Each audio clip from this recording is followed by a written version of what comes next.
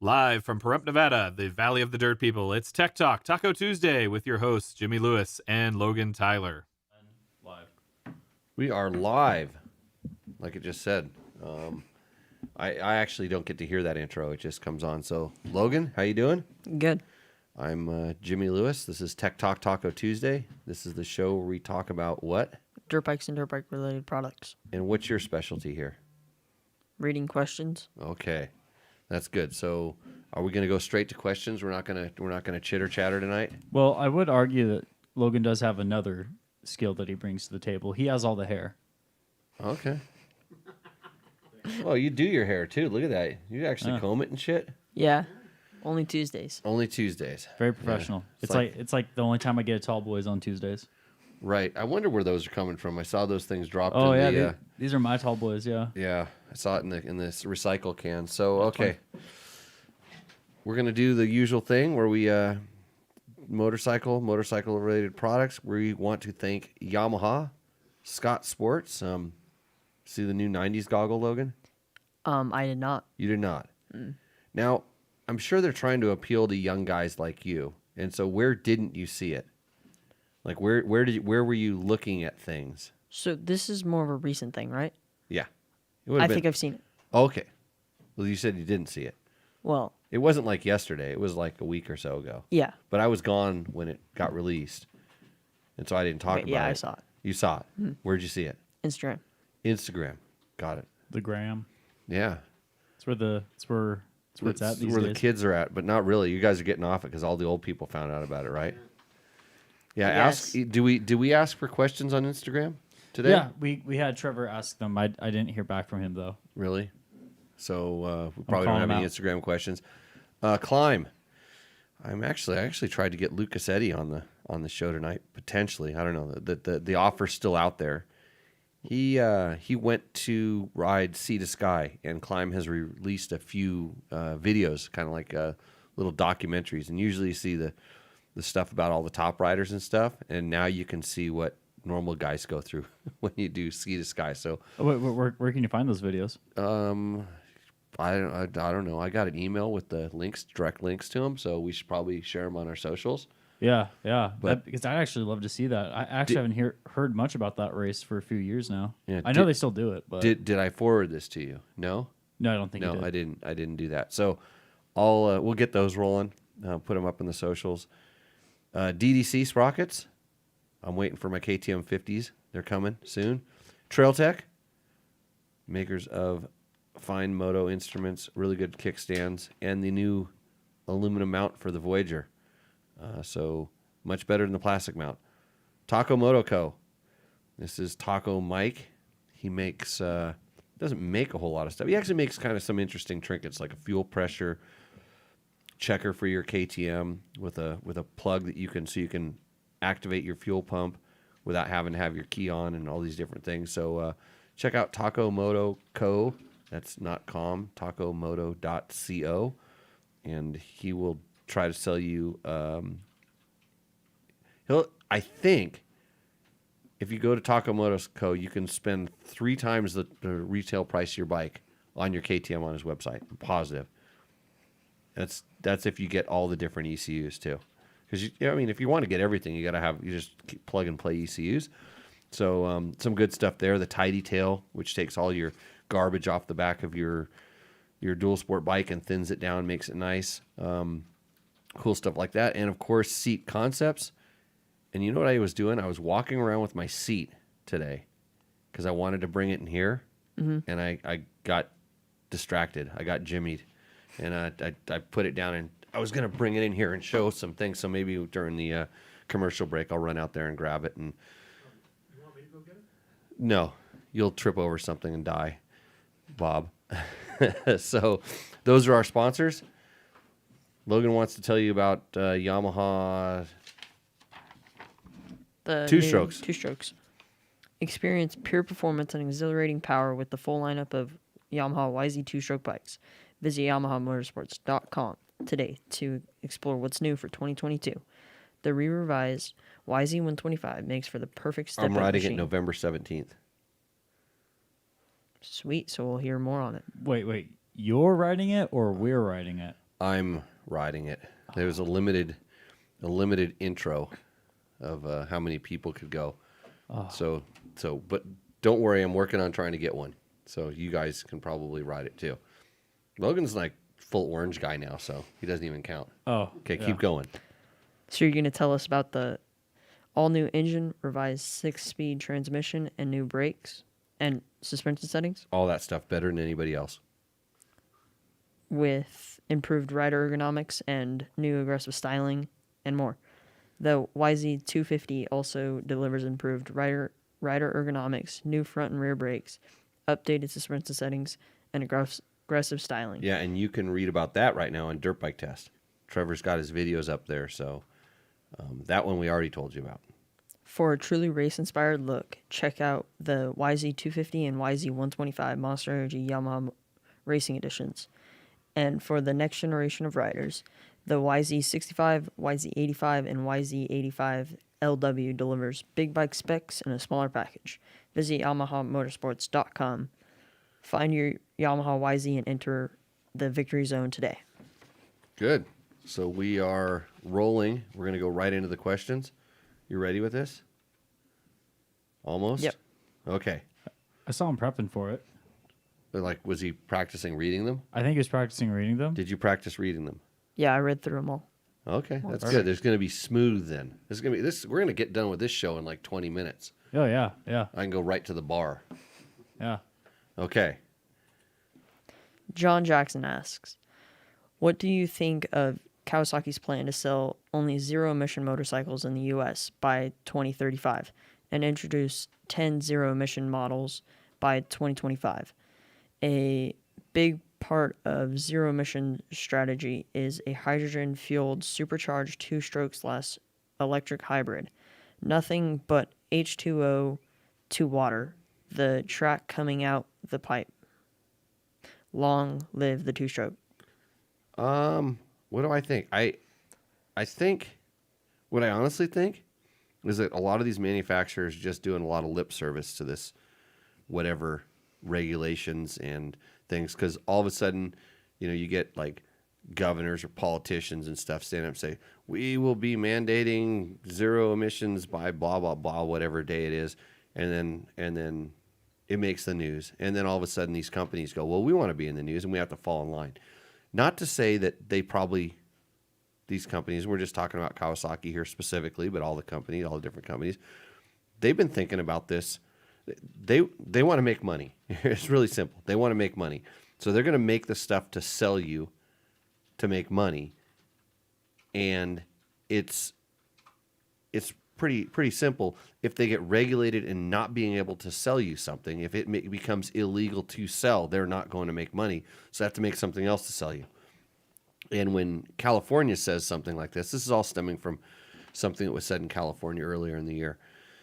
And so they'll just throw these things out. These are good press releases, and they did it as part of Kawasaki did it as part of a very large reorganization.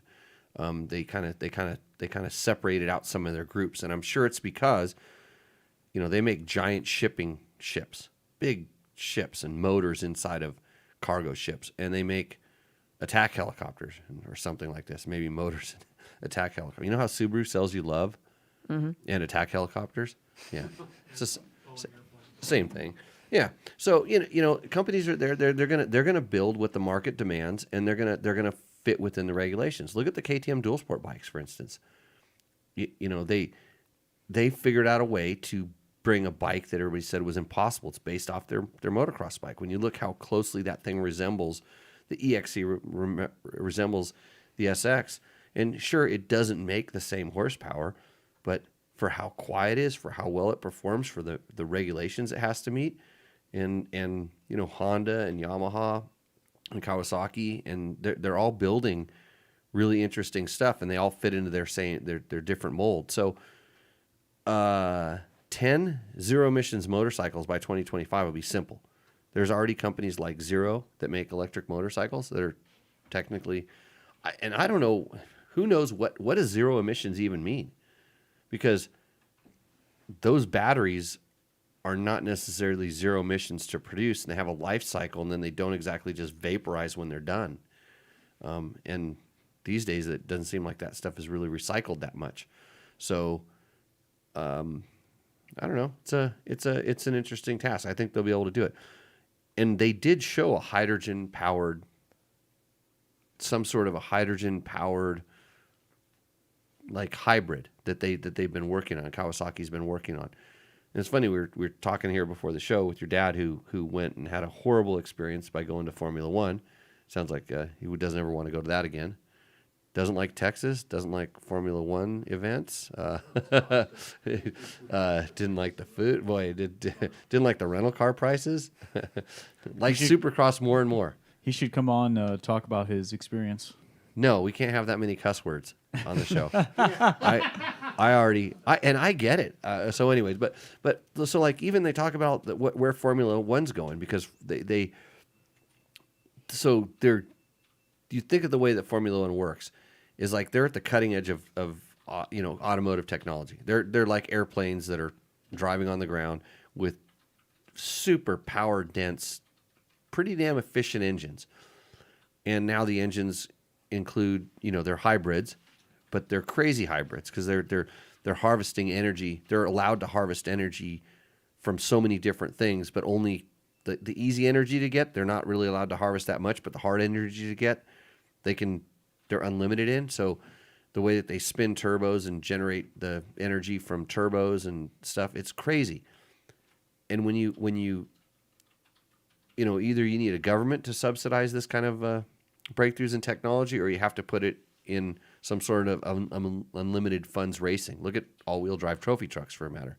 Like, that is crazy. Look at the suspension of those things. And now all of a sudden, Ford Raptors and Dodge TRXs and all these trucks that are kind of mimicking, they're learning a little bit from this stuff, and it starts trickling down. And this is what will happen with this. But Formula One actually is looking at a two-stroke engine because they're able to run them, and with the valve technology that they have, they're able to literally run them like diesels. They don't really need the spark plug because they can run such high compression, all this crazy stuff. So there's evolution in internal combustion engines still, and then there's alternate fuels, and that's one of the things that they're going to go to soon. Is they're going to go to, I think right now they're running pretty much alternate fuels. There's gasoline, but it's probably pretty special. So yeah, Bob is raising his hand like he does the whole show. He's going to get his own camera next week. Matt. And Mike, yeah. Bike and camera. Okay, got it. Yeah. So go ahead. A lot of energy to make purified water, which is what you have to have for hydrogen, and a lot of energy to make the hydrogen itself. And so the problem is, where does it come from? Where does the energy to get the water for all this stuff? The energy to purify water. Right. And Deionized water, essentially. And to generate the hydrogen. Right now, hydrogen is it's an energy rich, but it's energy it's very plentiful. But to collect it and get it pure is difficult. So there's a lot of stuff. I mean, it's not I've been researching a lot of this stuff lately just to pay attention to it.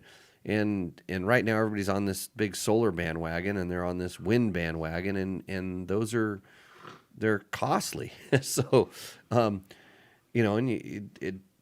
I'd love to see that stuff work. And it would be nice if somebody was able to find this magic pill or whatever that's going to fix all these things. But,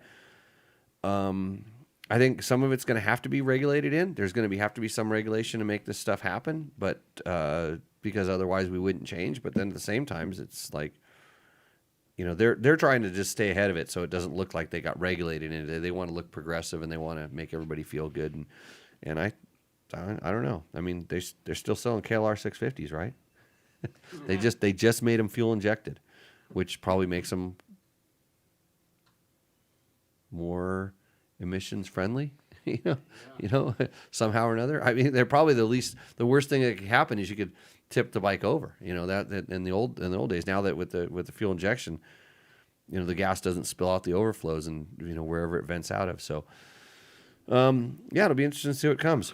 So a zero emissions vehicle is anything that doesn't emit exhaust gas or other pollutions from an onboard source of power. So you can make as much. Yeah, Yes. yeah, you can make all the pollution you want producing it, but it doesn't. Basically a generator. Yeah, that's right. And I'm a feminist too, by the way. But you wouldn't know it by the way I talk sometimes, right? Look up definition of a feminist, by the way. Okay, next question. After you read the next question. Chris So yeah, Purvich. John, thanks for the question. Hopefully we answer. If did the chat room get involved in that?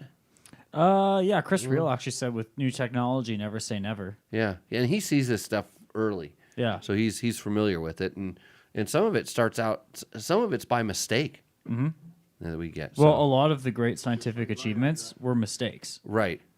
Viagra. Viagra. Viagra's up there, yeah. I thought it was penicillin. Hair growth. I mean, how we understand how light moves is also a mistake. Oh. Young's double slit experiment was a mistake. Can we just talk about like motorcycles now? So a feminist is a person who supports feminism.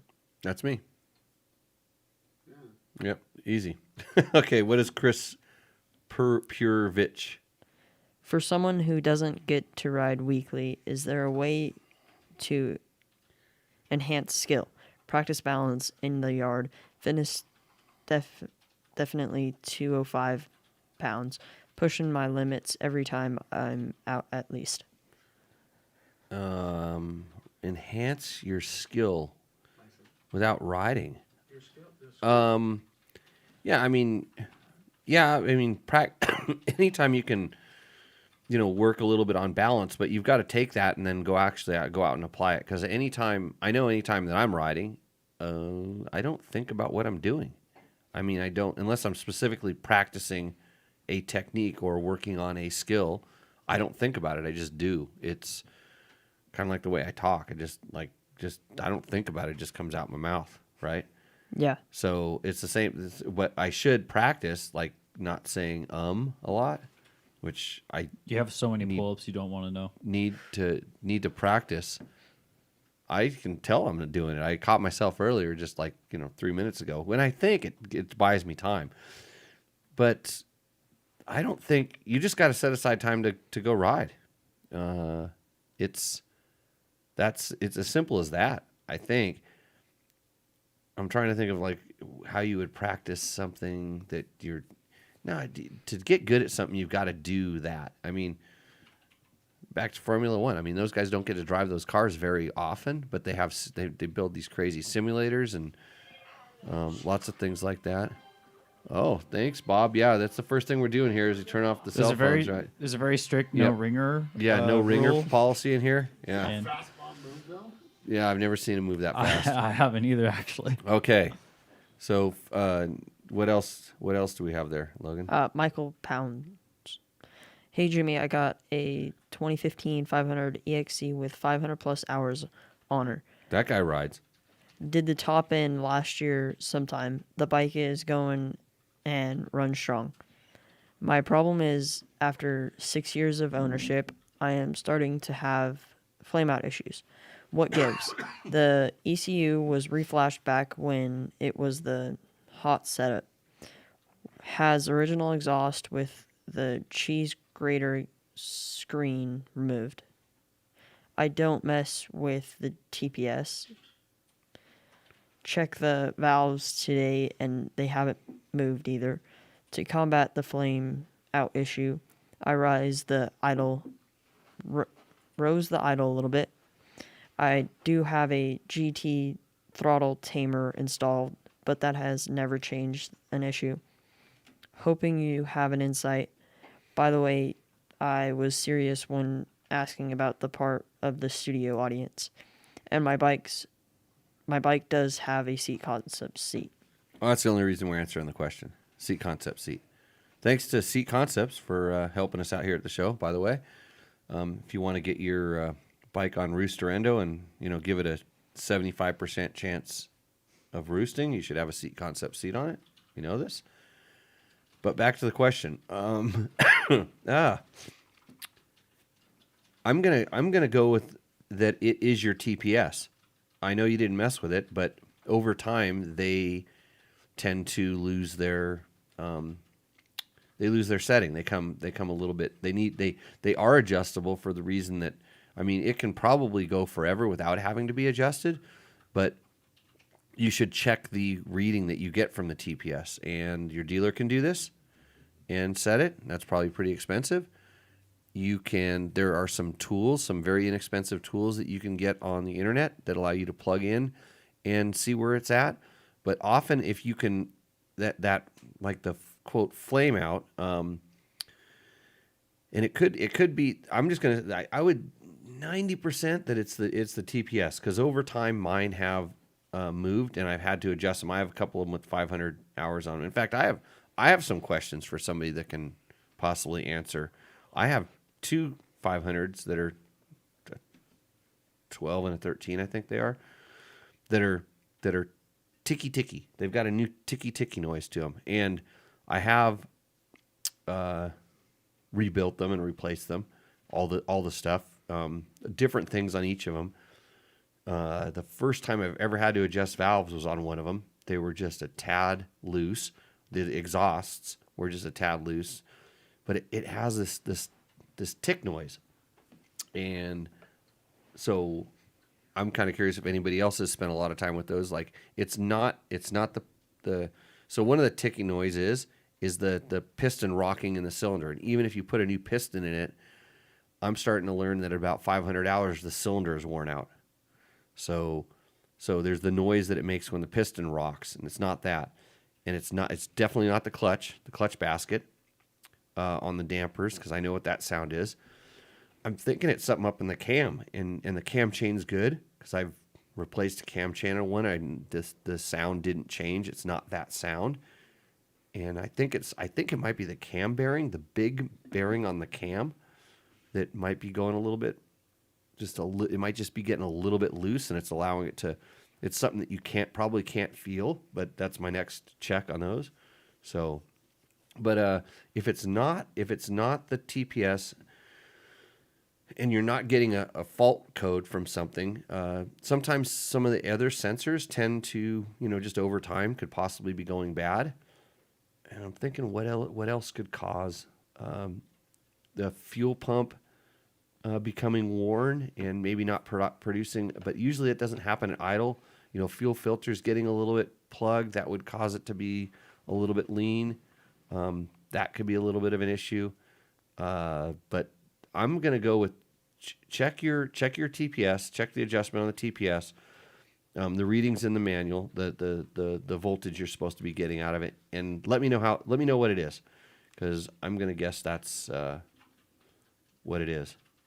And none of the other stuff that you have done should have any effect on the stalling. And it definitely, if it's getting worse, something is changing. It's that simple.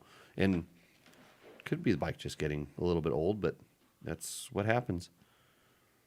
Kevin Harris. I have a leaky fork seal. I have changed this fork seal a few times. When I change it, I go about 4 or 5 rides before it starts to leak again. This time I'm going to change the bushing and seals. I heard I need to clean the tube with cheesecloth to make sure there isn't any dings/marks. Anything else I need to do? I mean, it did take off some pretty sweet jumps. Hey, Ricky Brabeck, you're on Tech Talk Taco Tuesday. Oh, You've. you're gonna want to put that a lot closer to the. I'm trying to get you on the speaker there. There we go. You're trying to watch Logan's doing better at reading tonight. I know, you got to put me in his spot. Well, you got to. Oh, he's trying to get you canned. See, Ricky really wants to do some rally training, and now he's baiting the hook. He's like, I'll come in and do Tech Talk if we can go do some more road books. So we're answering Kevin Harris's question, and I'll get to you. I saw you called there, and then I saw George mention you or something like that. So, leaky. I don't know that you're going to need to, for the fork seal, the cheesecloth. So cheesecloth is like a lint paper or something like that. I'm not 100% sure actually. The It's almost like it's picture burlap but made out of like silk. Yeah, so he's trying to find the nick. There's if your fork seals are going bad after that much time, he's probably got a little bit of a nick or something in it. That do I want to try to plug that in and see if it works? Yeah, I think so. We might have to do a live audio check, but I think it'll work.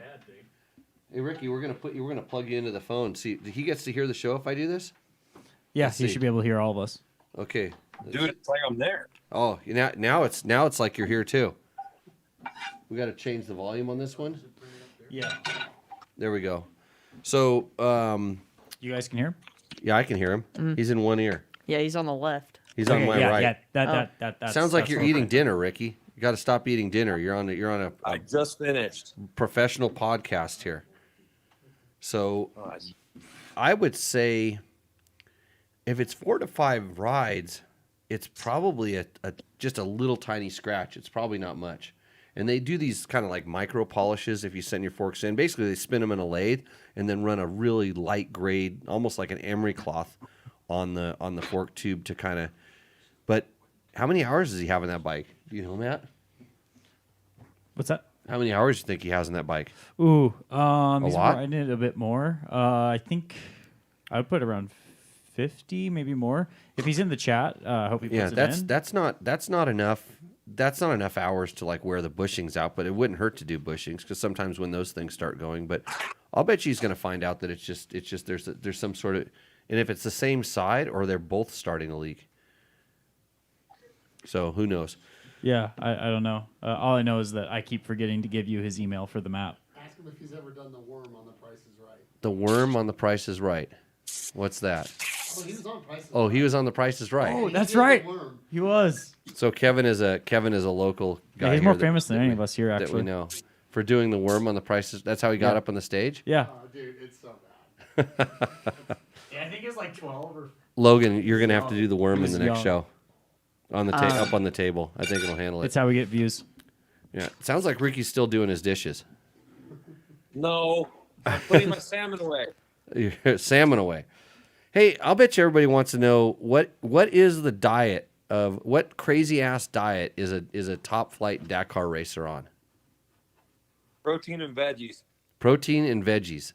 No carbs. Only when you're filling up for a really tough day the next day to work it off. Okay, you got to burn the carbs off. That's the whole. You're pushing the wrong button, Matt. It's this one here. There. That's going to make it Yeah. really loud. Does that help? You there, Ricky? Hello. Yeah. Did you fall off the fall there? That's better, right? Who knows? I mean, I hear myself like talking the second go around. I hear him now on the show. You hear him? He's in Yeah. both ears now. Yeah. Yeah, that's better. So we're still working things out here. I wasn't if you- expect. I haven't going touched the great. phone stuff in so long, so it's all been Zoom. So Right. Well, he called on the phone. He didn't set up a Zoom meeting with them. This Well- sounds like a producer problem. it is a producer problem, but you know what? We're gonna roll with it. Yeah. So how was Morocco, Ricky? Morocco was great. It was the fastest rally I have ever done in my entire life. And, the area we used wasn't very big, so we had to keep going over the same tracks and crossing them, every day. And the longest day kind of got me twisted all around and made a couple mistakes, which threw me off of the podium, but no stress. That was only a shakedown for Dakar, and now we have to focus on training and looking forward to that and looking forward to going to Dakar again. Awesome. So you said it was in, what area was it in? Was it near that was it Quaza? What do they call that place? Oz's Art? Quaza's Art? Is that how they say it? So like a really long word. It's come really good No, with names. it was in Zagora. Okay. So Yeah. kind of other more north and more east, more near Algeria. Yeah. Yes, we were right next to Algeria. Yeah. Did they wave at you with their anti-aircraft guns or anything like that? No, we had we were sure to stay clear of that. Do they have the big piles of rocks, the Karens? The we didn't really go that close. I think we stayed within like 30 kilometers of it, but Yeah. I heard that they do have the Karens out there. Yeah, it's in on my first Dakar. They said stay between the Karens because it's if you go outside of them, there's dangers. You know what dangers are? Grenades. Yeah, landmines. Bombs. Yeah, that's what I learned on my first day in Dakar in Africa. So, yeah. Well, good time. You gonna stick around and answer some questions? Is it if we got any questions for him there on the chat? Well, we don't have You any questions, definitely but we don't have could any get some questions questions for me. if anyone in I the chat forgot it wants was to Tuesday, ask Ricky and I something just while tried we have him calling on. Yeah, you're trying to get in on the training So- and get the answer to the question. Pablo's coming. Pablo's coming, not this week, but next week. So that's when we. But you're going down to Glamis, No, my parents are going to Glamis, but I can go to Glamis. right? If so, you can go huck that big step up at the swing set on the rally bike. Yeah, we've already done that though. We got to do something else cooler. Something cooler. That was big enough. I didn't do it. I did some goon ones off of it. I stuck my butt off to the side like a cross up. Logan wants to do it. Logan wants to do it double up with his girlfriend facing him. Now we're talking. Yeah. That'll be good for media. Yeah, you get a lot of. I'll bet you if you did that, Logan, you'd get more views than Ricky. Probably. Yeah, For sure. Is she into it? I don't know how you'd see over. She's like 6 foot tall. She makes you look like a shrimp. I've seen pictures. So, okay, here we go. Chasing Waypoints has a question for you. Ricky, was that the 2022 Dakar bike, and is she ready? The bike that we raced at Morocco? Yeah. Yeah. I mean, the bike hasn't really changed in the last 3 years. We kind of got it figured out, so we're not changing much to it. And so she's ready. She is ready. Just a couple days of suspension testing, and then we're going to Dakar. So, when you guys go suspension testing, what do you like have some stuff in your head that you kind of want to see if you can improve?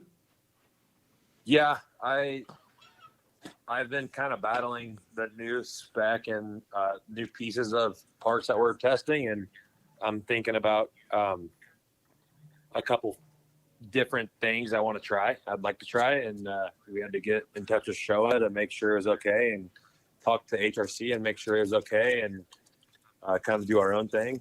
And now it's a go, and we're going to do that on, I think, the 18th. Yeah. So this is like people always wonder, like how many days have you spent like this year already suspension testing?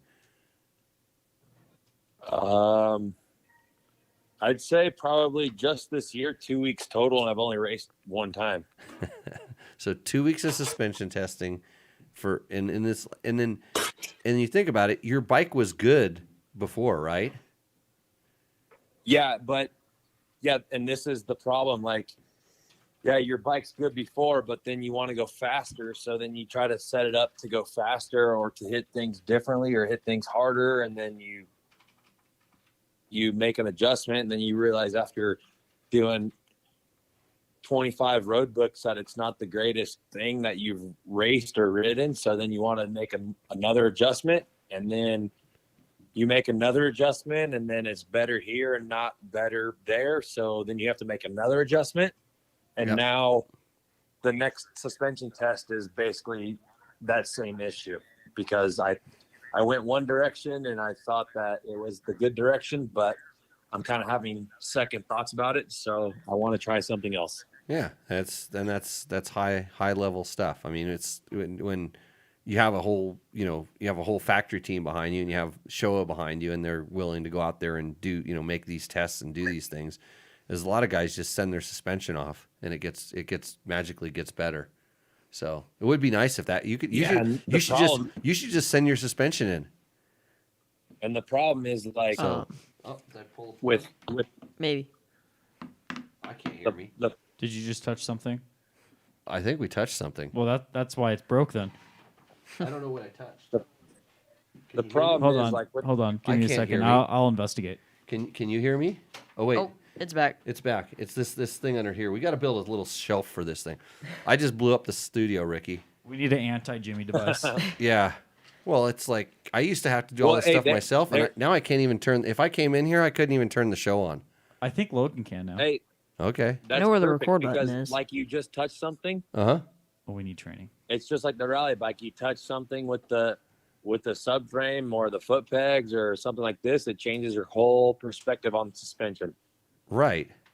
Yeah. So this is why we keep testing our stuff, because we change one thing and it gives it a different feeling, and then we go back and then now our suspension is completely off. So it's a lot of work. And it's really tough to test suspension when it's 120 degrees outside. So this is another reason why we're going back in 2 weeks. Oh, so your head wasn't working properly last time you were testing suspension? Likely. I was just kind of getting irritated because we weren't making any big adjustments. It was like clickers here and there, and I wanted to go inside Yep. the suspension and adjust it that way. But yeah, for sure, we were getting cooked out there, and our brains were getting pretty fried. I think you just need to send it to a guy. That's what all the guys do. You just send it to a guy. Yeah. Hey, we have to ask this question. Victor wants to know, what is the top speed on the Dakar bike? You must have been sitting on it. You just said you just did the fastest rally you've ever done. And so how fast do you girls get to go on 450s? Yeah, but it's hard because, like, at Vegas Torino, it's also a fast course.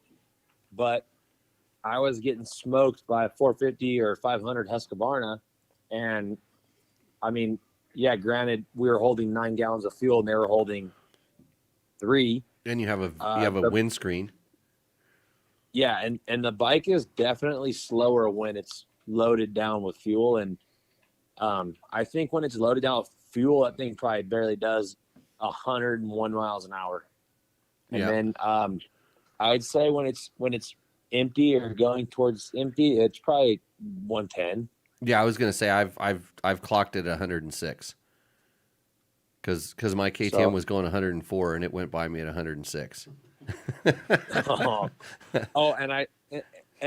the bike still didn't make it on the roost far into the stick board, huh? No, it's kind of it's at the high end.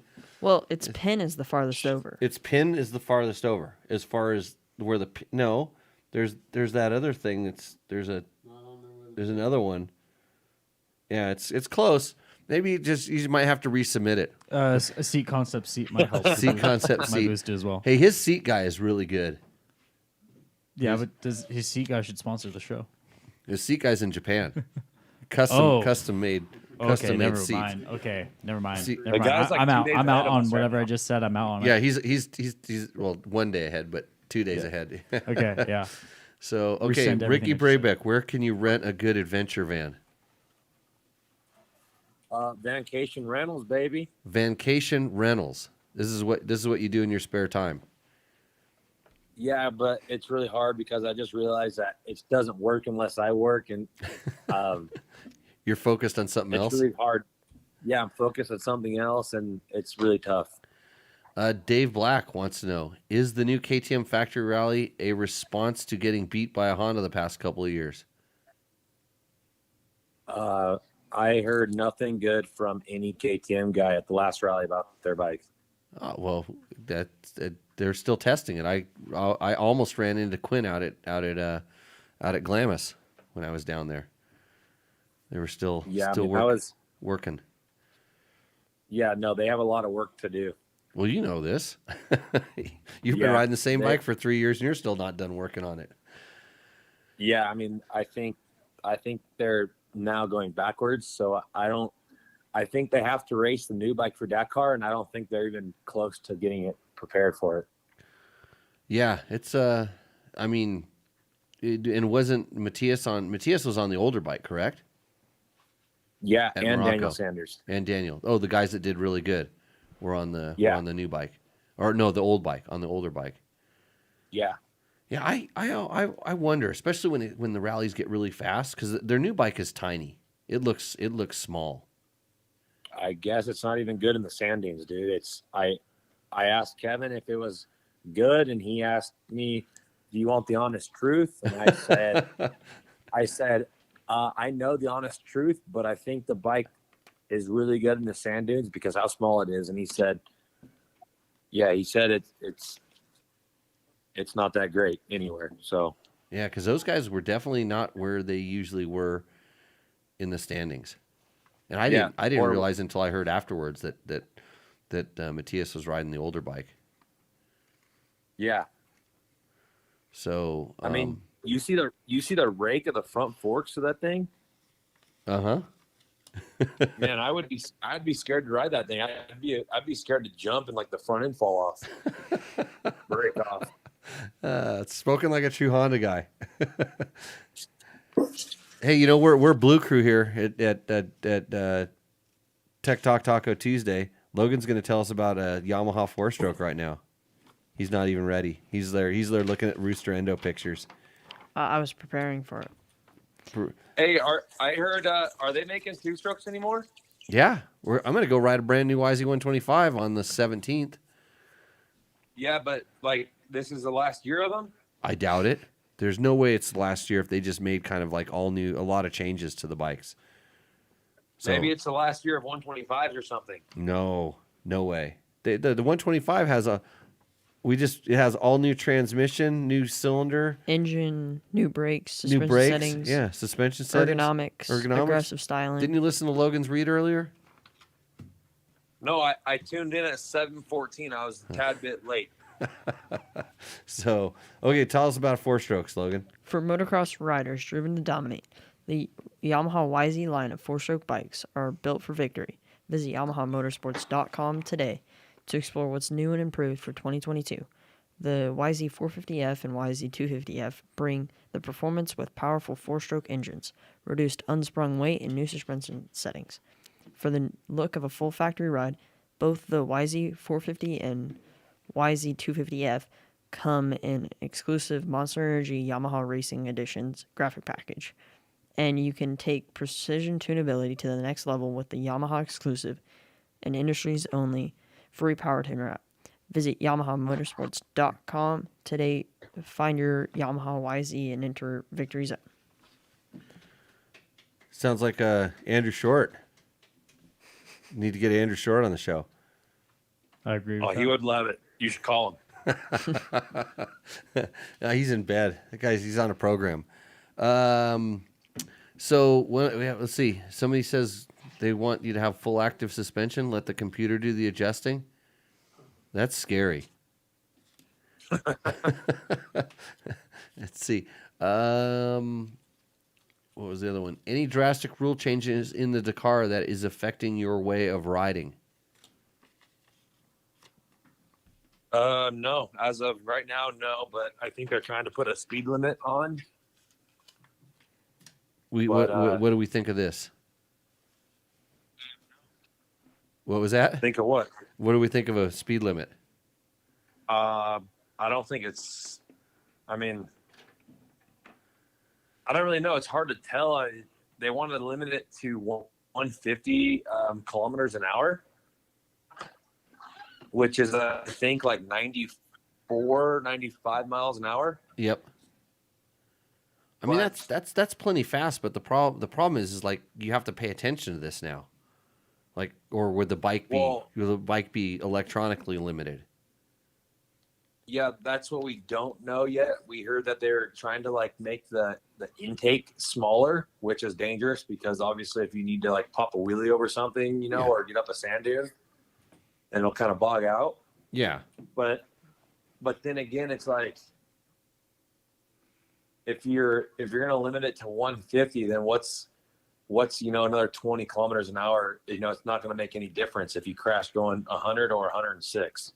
Yeah. They literally thought that, getting rid of twin cylinders was going to all of a sudden make the race more safe. And then going down to 450s was going to make everything more safe. And it doesn't matter. I mean, you're racing. And so if you start, like you said, I think the intake restrictor is even dumber than a speed limit. But if you start having to pay attention to your speed limit when you're trying to go that fast, that's a problem. I mean, it's not like you're just not going to ride fast. You're going to ride it at the limit as much as you can. That's what you do the whole time. And then if you do have a speed limit, which might be good for some bikes that aren't as fast, your guys are going to start taking chances in slower speeds, or they're going to start sending it, especially if the bike doesn't accelerate as good, then you're going to like start sending it over things that you would ordinarily back off on. I don't think that's going to accomplish what they're looking at. And now they have your GPS beeps when you get to a double danger and obviously a triple danger. Yep. So now, like when you see a double danger in the road book, you don't even pay attention. You see the note, you see that it's a danger, so you just pin it, and then you just wait for that thing to beep, and then you slow down. Oh man, that's not. It's different.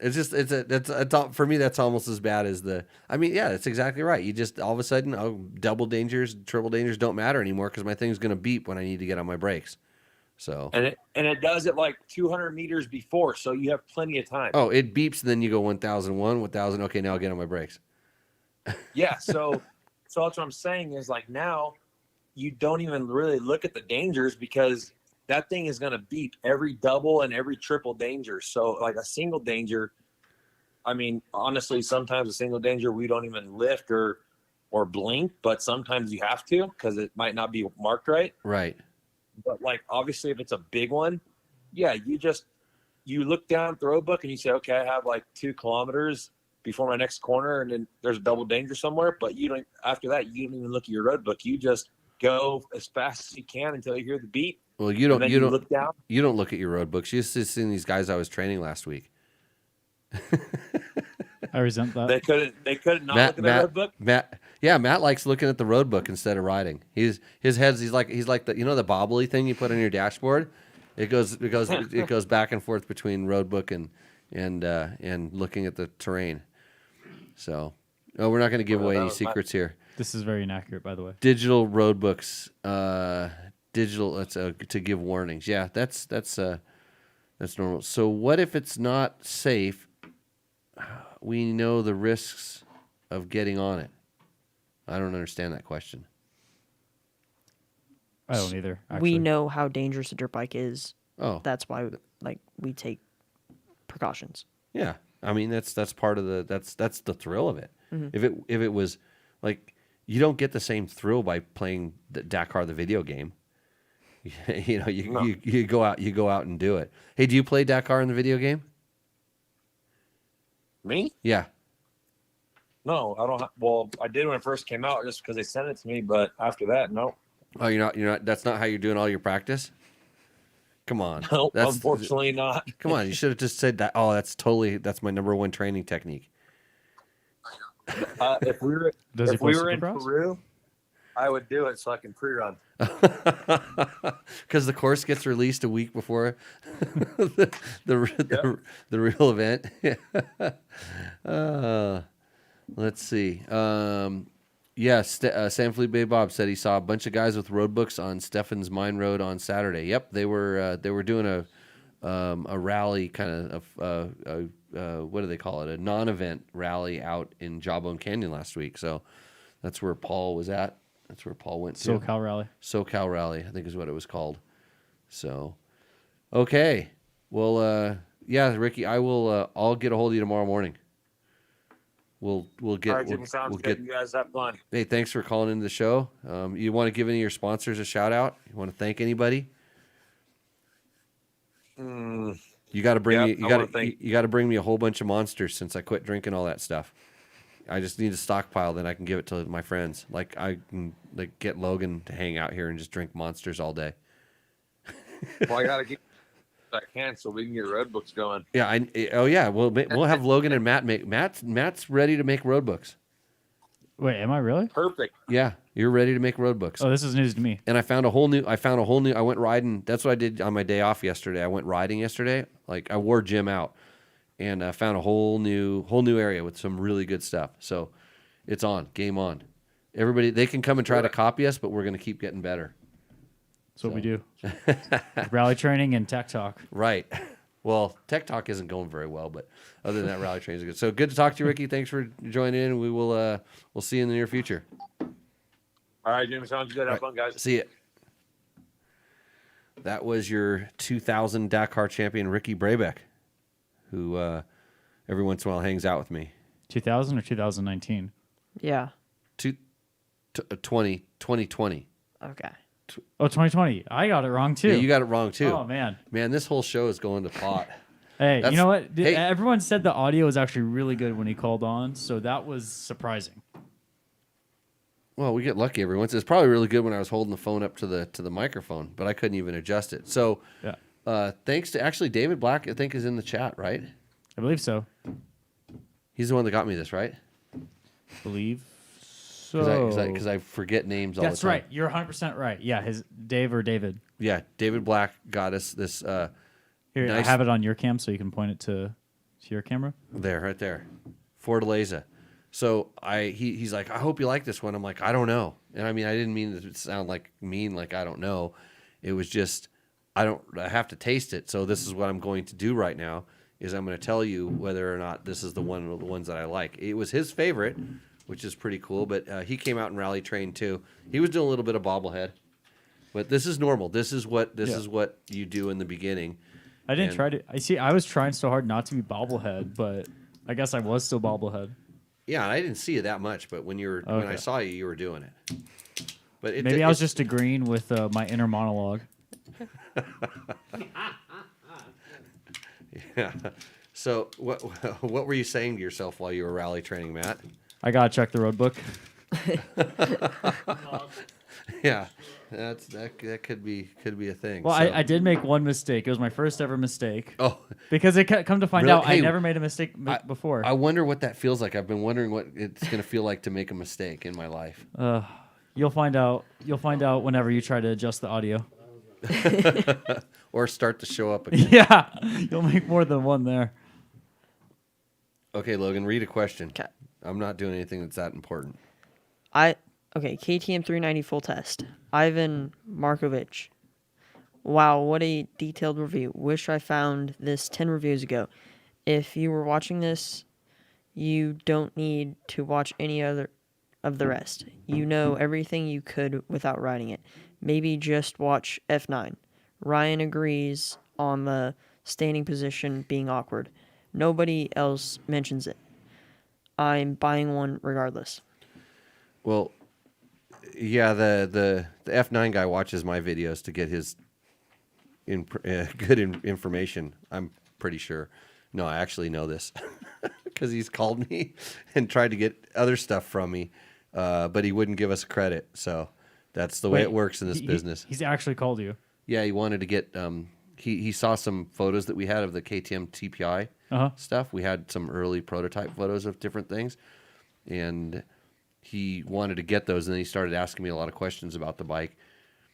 And then I said, "Yeah, I'll give you these photos, but I want to get credit." And he goes, "Oh, I'll mention." I go, "No, I want it on. If you run the photo, I want photo credit and at dirt bike tests and stuff like that." And it just was not about it at all. Oh man. So, it's just the way journalism stuff is. Everybody's trying to protect their stuff. I mean, you've seen it before when I go to intros and stuff, like. Especially people that don't have as much experience, they're always like listening to what's this person going to say, what's that person going to say, and it was even back in the days of the internet, early internet. Half the time we had the capability to get our stories posted a lot quicker, just because we had a few people working, and there was these smaller internet guys that would basically go read our stuff and just rewrite it, right? And you could tell. Because every once in a while I put like a loaded piece of bait into my tests, something that like was completely wrong, and it was nothing serious, but like maybe saying a seat that was like ridiculously soft, I would say it was too hard, and all of a sudden it's like it's a bike's really good, right? You got to complain about something, and so I would say it at the intro. I'd say, yeah, blah blah blah, and I'd say loud, I go, the seat's hard. It really wasn't hard. It was so soft that you actually would bounce through the frame rail. Bounce through the foam, and you could feel hitting the frame rail. So it could be perceived as hard, but nobody described it that. So after I write the initial impression, the good thing about the internet is you go back and change it real easy, because we had a whole month before we put it out in the magazine. Is I would say, oh, the seat is hard, and then you see everybody talk about the seat is hard, and then I explain the seat foam is so soft that you actually ride through the seat and hit the frame rails, and then you could tell, and I learned this from seeing other people in different genres of things where there's a lot of plagiarism and copying, and they load the deck, and then you find out. And now Google does it for you. It can find out if somebody's copying you. Yeah. Not just with your school papers, but they index when things are uploaded and when it goes up there, and then they can see all this kind of stuff. So I don't worry about it too much anymore. It's up for you kids to take it. Nobody even cares about good information. Hey, we're almost at 15,000 subscribers on YouTube. So why don't you do us a favor and try to get us more subscribers? So tell a friend, or hit the subscribe button if you haven't, because that's what everybody does, is just hit the subscribe button. And because you subscribed, I'm not going to offer to raffle off one of my own bikes, because if my impressions suck so much that I have to give away bikes, then Oh man, yeah, then Jimmy's coming in hot tonight. I haven't even had my tequila. Hey, Dave, I'm going to try my tequila right now. Here we go. I've had a sip. I want to compare notes with you. That's a big gulp I've seen you do. Because I wanted to get a good one. I wanted to wet my palate. That is good. I thought it's smooth. I'm not the biggest fan of the flavor, but it's really smooth. It's really smooth. It doesn't have a ton of, it's Reposado, right? Yeah. No, it's like a Reposado. It's not like an Anejo, which would be a lot heavier, and it's a little bit more on the silver side of Reposados, I think. But very, very smooth. Really smooth. Yeah. Good smooth tequila. I definitely would. This is a sipping tequila. Oh, for sure. I took a big sip, If though. you take a shot with this, that's very offensive. You sip like a Russian. Yeah. Well, no, I sipped it around inside of my mouth. Oh. Yeah. So this is the tequila tasting segment, brought to you by, who's bringing the tequila tasting segment? Dave Black. There we go. Yeah, I was gonna try to attach it to a sponsor. I was trying to think one of my sponsors would want to be part of this. And I decided just not to do that. Well, you just came up with Jimmy a new Lewis segment we could Off-Road start. Training. Jimmy Lewis Off-Road Training, brought to you by. Hey, if you want to become a better rider, come and see us on November, I think it's 6th and 7th, or 7th and 8th, in about 2 weeks. Yes. So we have a class that weekend, and I promise you will go away a better rider.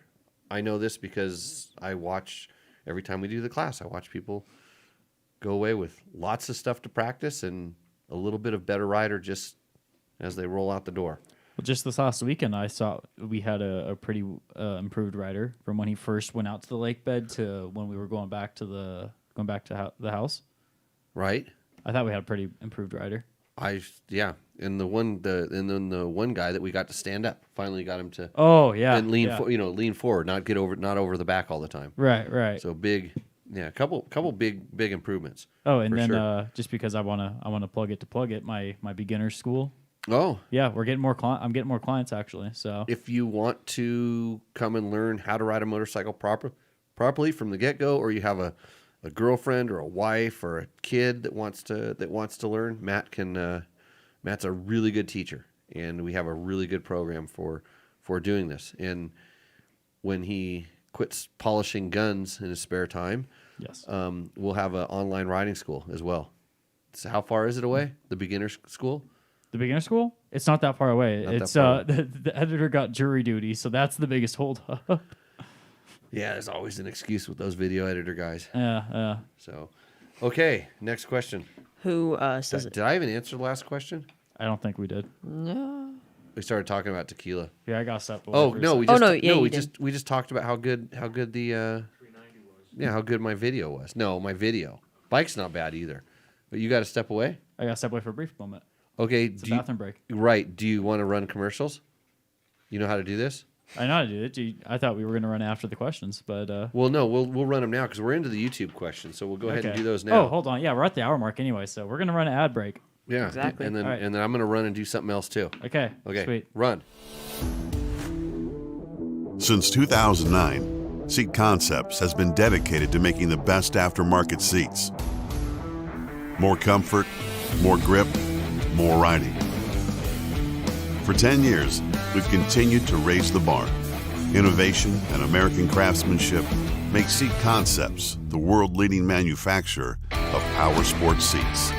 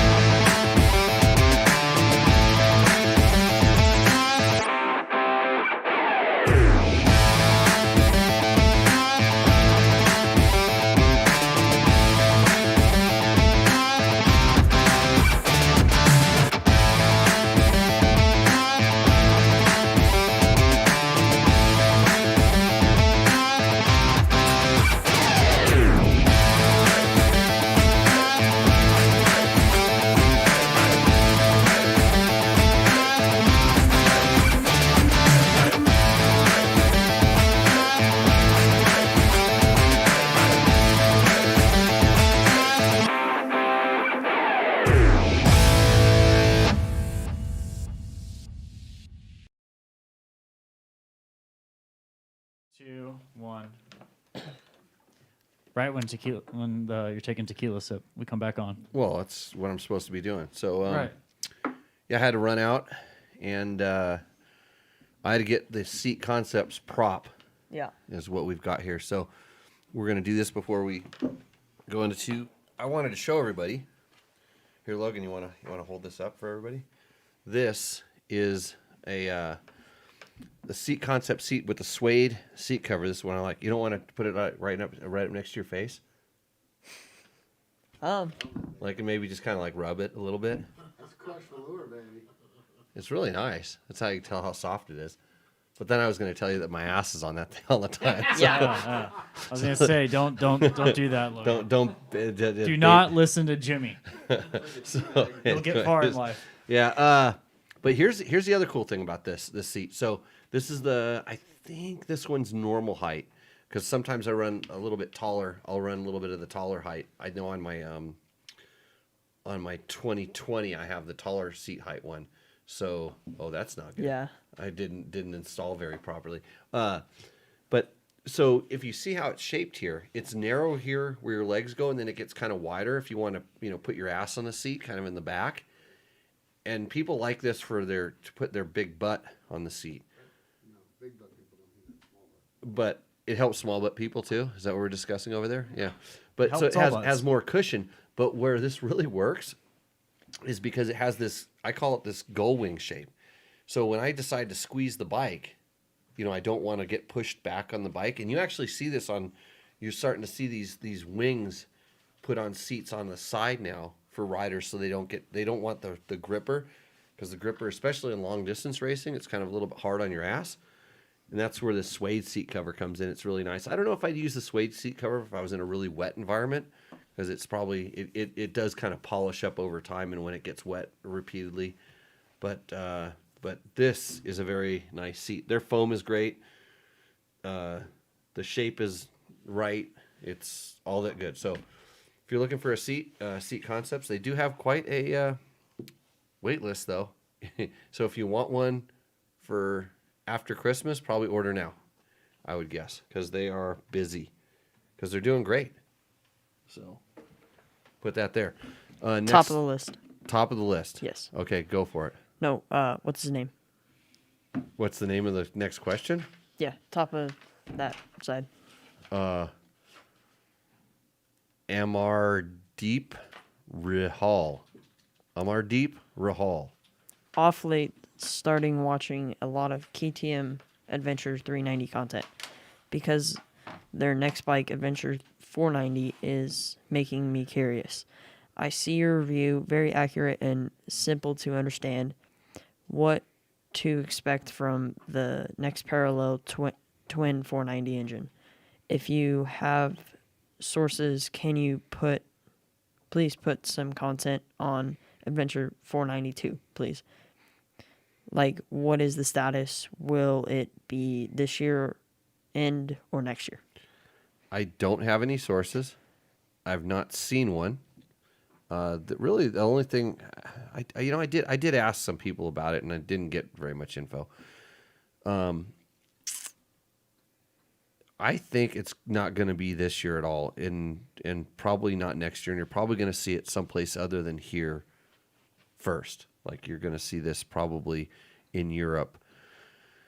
But the president of KTM basically said this was coming. I think it's its own new motor, and it's not going to just be a bored out 390.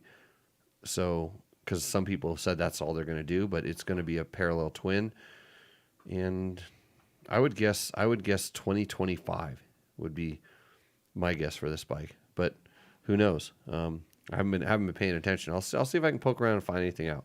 So, why would you think until 2025? Is it like a supply chain issue with materials, or is it just how KTM works? I think just they position things. They need new models at certain times. The 390 is selling really well and it's doing good.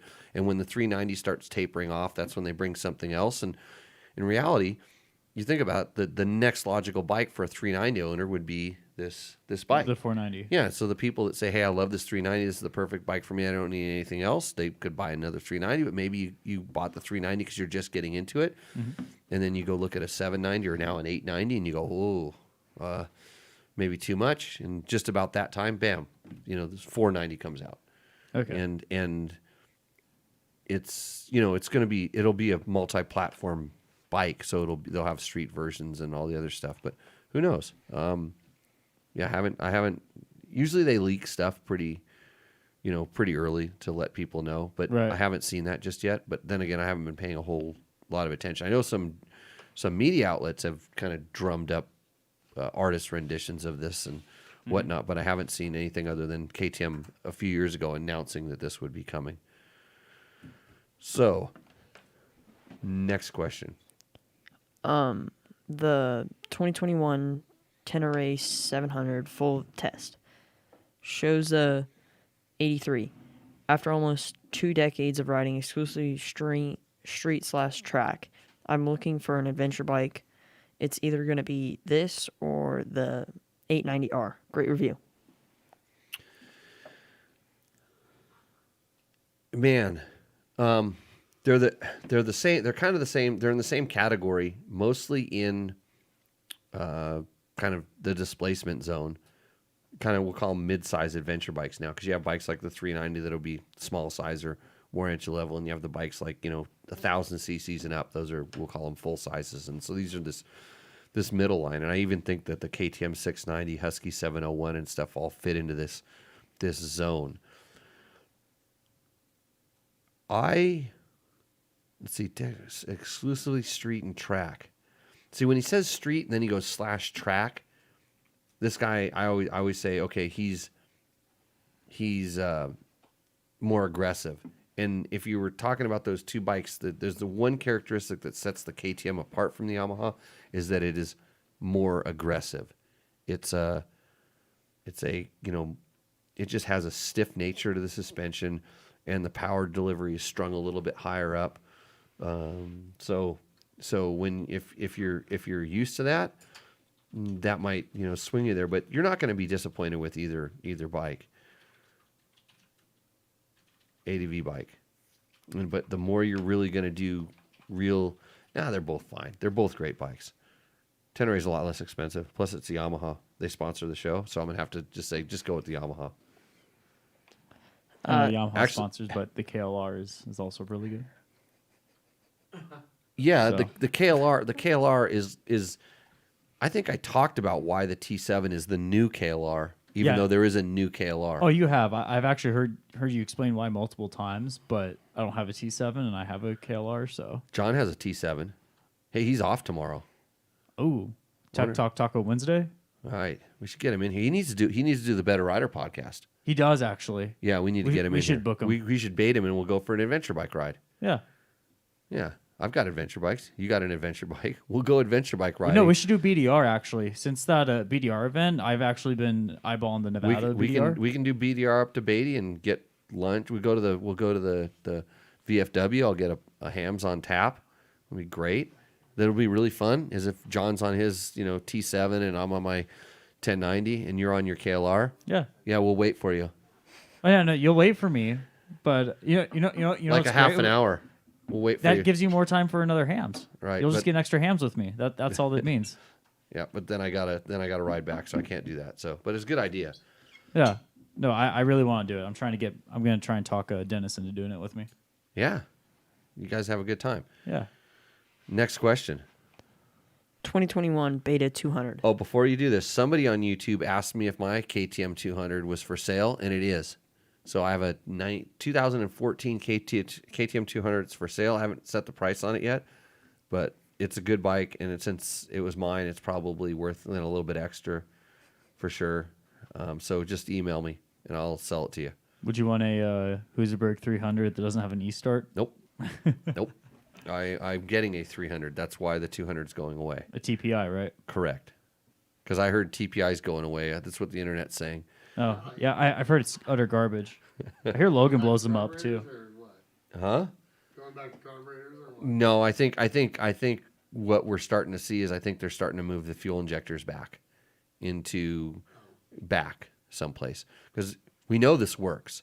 It was just hard to get it to work, but they probably learned so much since they've introduced TPI. Some of the bikes, I think at some of the extreme enduro, some of the riders' bikes have had fuel injectors located in different places, and then I know that even Get offers a system that relocates the injectors. I rode a couple of my customers' bikes that had this in there, and I was not impressed. And so. But then again, it made more power, but it wasn't more rideable. And that's what I love about the TPI bike. It is so rideable. Bob, how come you don't have one? You should go put your money down on one so you can get it, and then just leave it to me. Yeah, leave it to me because I'll take that.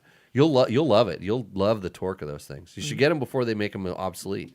Because if they go to the other kind, it's going to make more power, and that's not what you want. You want to put it in fourth gear and turn the throttle and go like 400 RPM. Right. TPI bikes do this. Yeah. So actually, I have a question. Is Beta going to come out with a TPI or some form of that? Because I know the oil injection, but Yeah. I think the oil injection on the Beta is behind. The Beta, that was one of the things that Beta did. Well, oil injection is not new. And here's the thing about Beta. Beta is never going to be the first company to introduce some new technology. They wait until it's kind of proven in the market. They don't want to upset. They don't want to get a bunch of hate because they did something revolutionary, even though it's better than the carburetor. Like all these ding-dongs that are talking about how good carburetors are on two-strokes. Now, granted, they're not bad, and they've gotten a lot better than they were 5 and 10 years ago. This is true. But that's because, especially when four-stroke started going fuel injection, like, who wants a carbureted four-stroke right now? Anybody? I'll pass. Bueller? I'll pass. No. And it was the same thing that happened when four-strokes went to fuel injection. Everybody's like, oh, carbs are better, carbs more power, carb this, carb that, blah, blah, blah. And it was like, maybe it didn't make more power right off the bat, but I guarantee you now they're making just as much power. And this is what's going on with the 2-stroke. But from day one, the fuel injected 4-strokes, not the Cannondales and the gases that were the original fuel injected 4-strokes, by the way.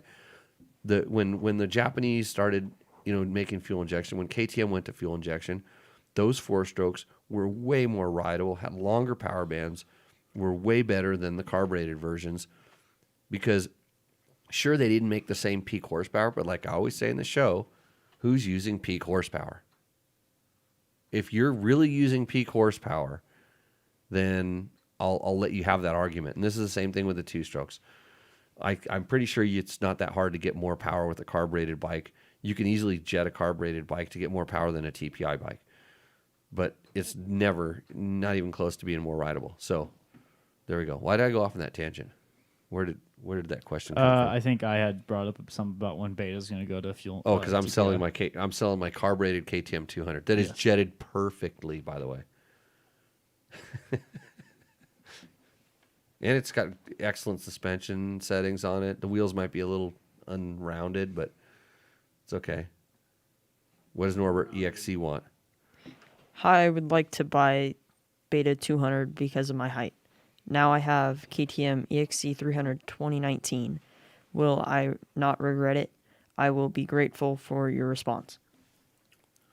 Norbert, you forgot to tell me your height, because I'm going to guess that you're either tall or short because of your height. Because if you're normal, if you're perfect like me, you wouldn't have to ask this question.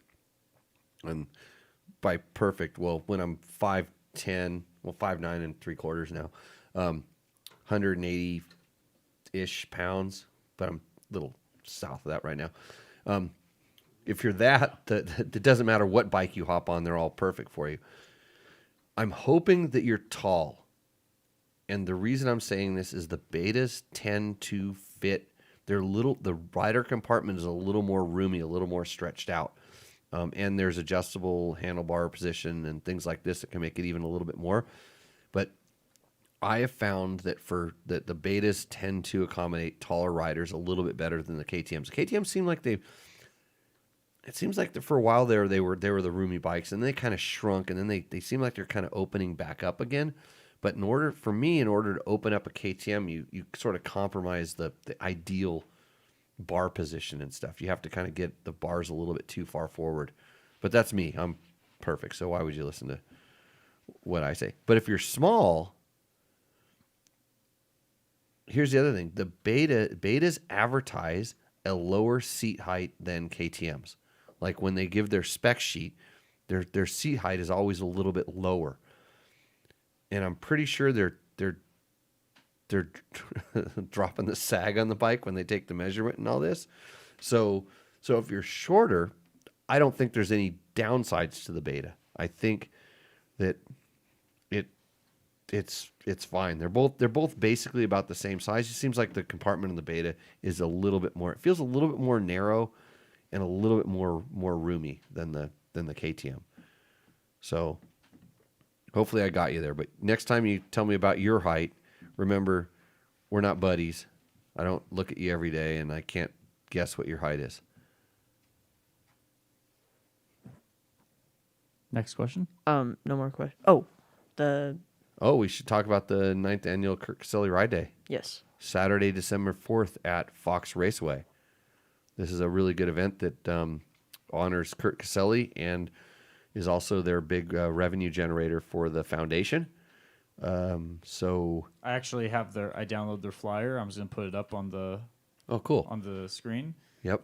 I just need to make it fit the screen really quick, and then I'll actually show it to everyone because I believe it's $25 for a ticket to ride. It's the same price as going in the regular. Actually, I think it's $30 to go in there. When I think the last time we went in there it was $30, so it's actually a little bit cheaper. But you go in there, support. There's going to be a lot of vendors and different things, a lot of stuff for the kids there. There's actually going to be a portion, a part of the day where there's USMCA certified coaches out there with the kids. Did you qualify for that?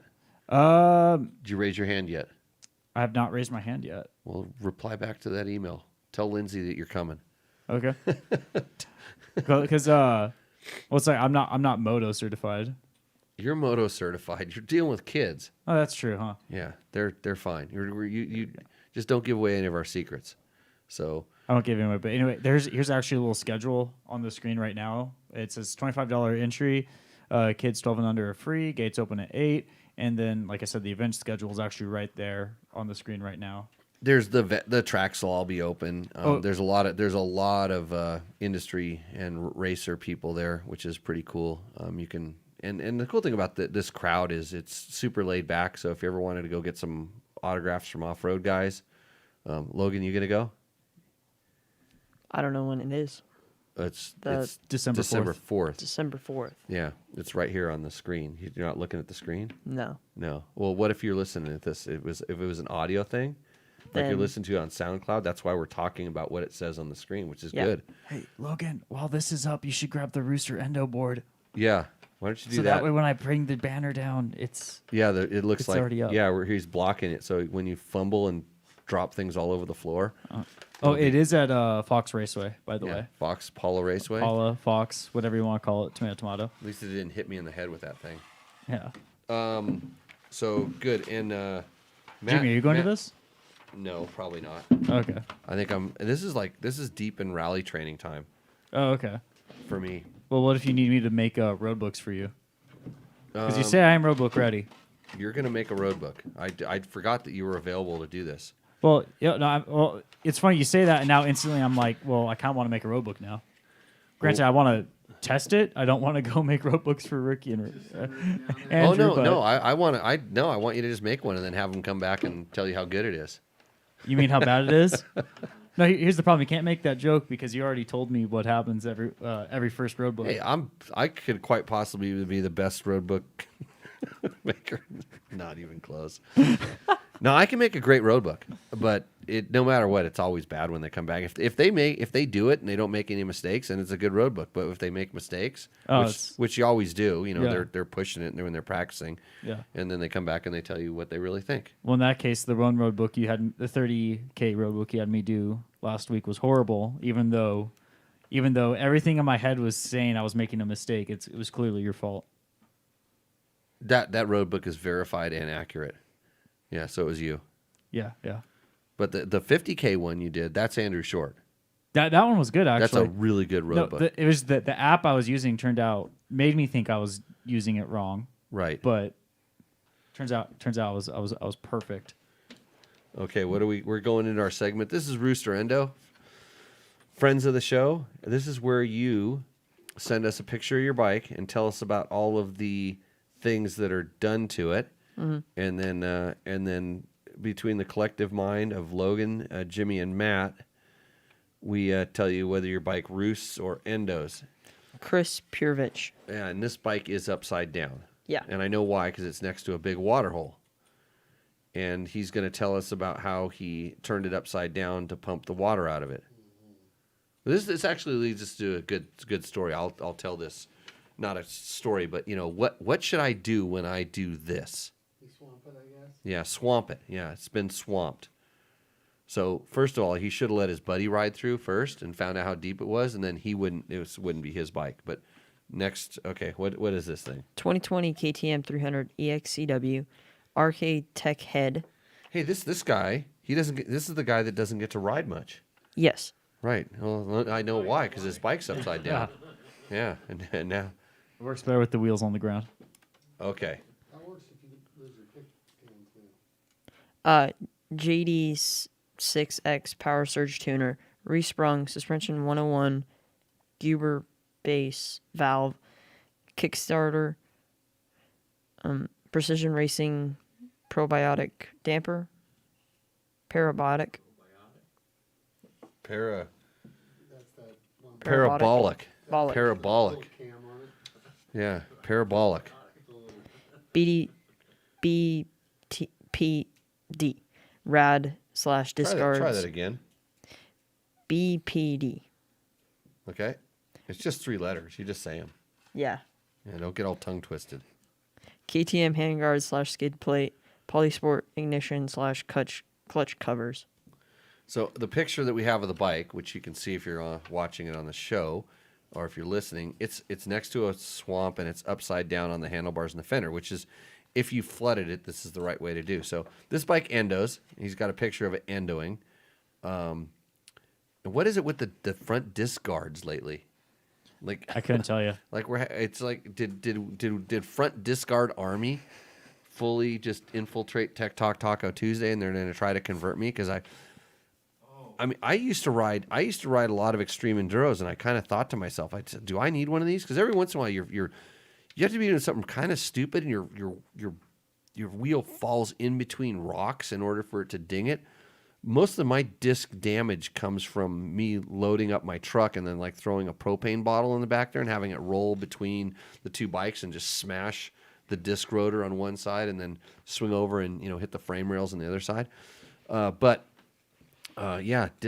Front disc guards. Because a good rider, I'm not talking about like everybody, but most people like me, we wheelie over everything, so the front tire rarely hits. And if you're on a Husaberg 570, it's hard to keep the bike on the ground because it has so much power that like the front disc, you wear the disc out because when you do have to slow down, it's a feat. But well, I will say I will say the 570 did go over the logs in your front yard pretty well during this last weekend. Yeah, I never even turned the throttle. I just let the clutch a little bit. Yeah. So, this bike's on the slightly on the endo side. Thanks for submitting it. I'm actually kind of curious how all those things work. So the 2019, that would still be a carbureted because 20. It's a 20. So it's a TPI bike. Mm-hmm. Oh yeah, I'm looking at it. It's EXC because there's no linkage on it. Checking this out. XCW. EXCW. Yeah.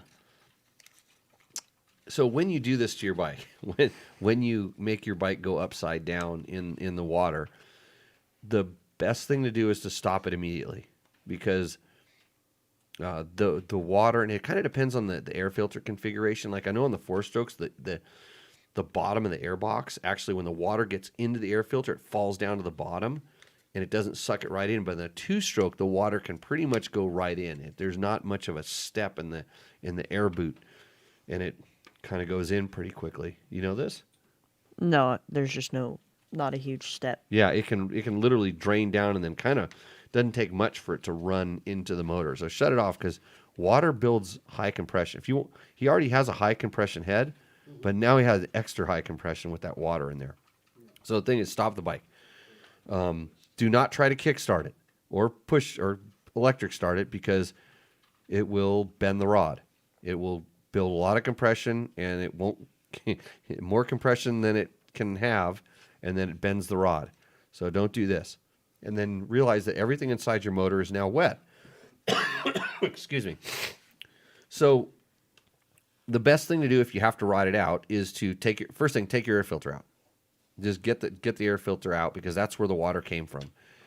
It rarely works its way down through the pipe. As you notice, the pipe is a lot lower, and it's not going to flow back in through the pipe that easily, even when if you do lay it over. But anyways, pull the air filter out because you don't want to keep sucking more water inside of it. Wring the air filter out, and then do what he's done. Take the spark plug out and turn it upside down. In fact, you don't necessarily have to take the spark plug out. I've been able to just put the bike in gear and then slowly turn it over, and it manages to pump the water out that way without doing the spark plug. But if it's upside down, for instance, you're trying to get it out of the bottom end and in, and if it's upside down, it will pool up in the spark plug. Yeah, so it's easiest to take it out, but you don't necessarily have to. I've been in races before where I've just laid it over on its side and spun it and done different things. Don't ask me how deep the water was when I did that. It was actually really deep. The whole race was underwater. It was like a submarine race. And it just got to the point where we just figured out how to get the water out quickly. And if you have a 4-stroke, all you do is pull the decomp. Remember when 4-strokes had those? Yeah, just decomp and just hit the starter and lay on it. Just clean it right out. So get the most of the big pieces of the water drained out and stuff. And then remember, when you usually go into the water, your transmission is hot. The oil is hot and stuff, and it goes into this water that's generally cold, and then it condenses, and there's a vacuum inside of your case. And if you have a drain, there's usually an overflow hose that will suck water into your transmission and oil as well.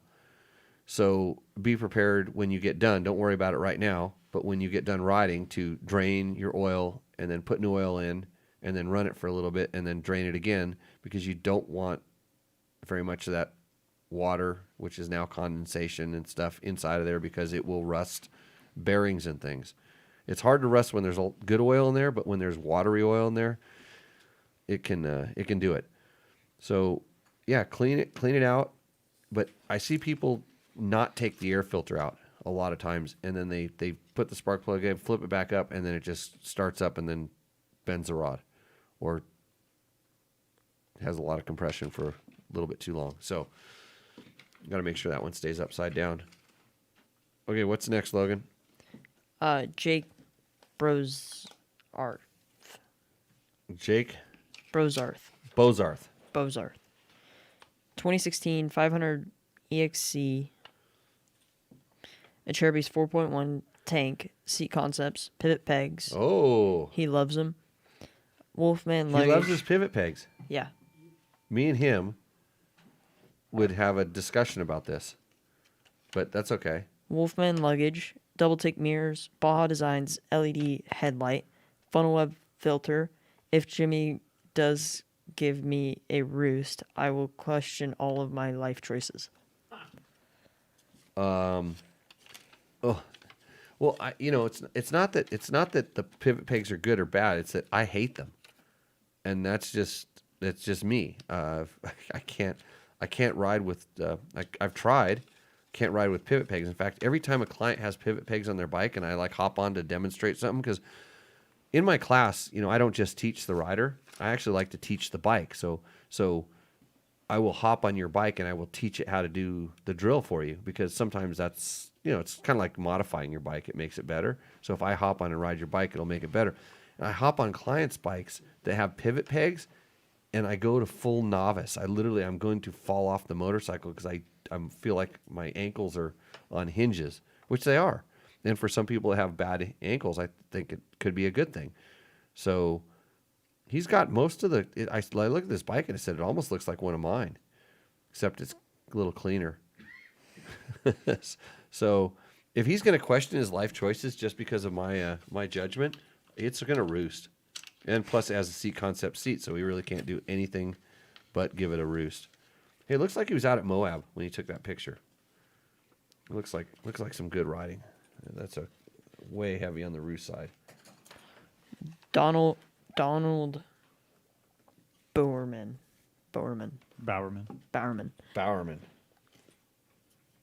2019 Husky FE 501. Cyclops headlight, Trailtech Voyager Pro, sick ass. Wait, I don't see the Voyager Pro on the bike. I don't either. He's lying. Okay, go ahead. He's just buttering us up. Does he have a seat concept seat? Yes, he does. I see it.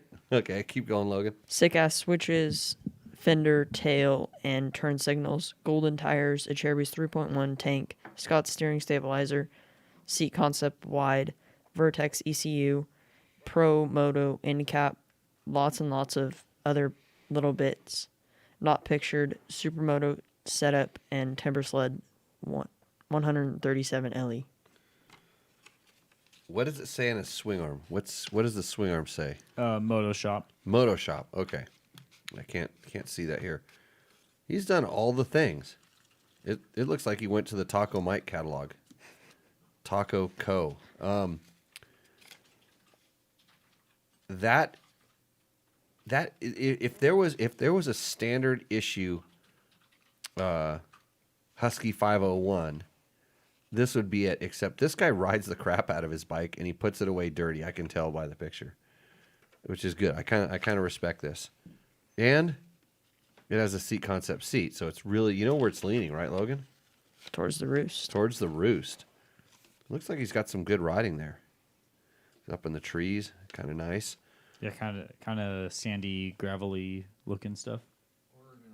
Yeah. So if Oh, it's not Alaska. That looks way too good to be Alaska. yeah, I'm gonna guess this is Central California. It's just it's on the western side of the Sierras. Just because that's what I do. I just guess this kind of stuff.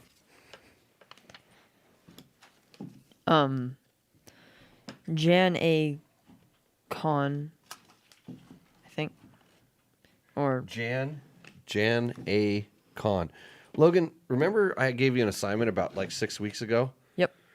A better rooster endo board. Mm-hmm. You can use my damn power tools. We need at least a stand for this thing. Yeah. If not to make it if not a bigger one too.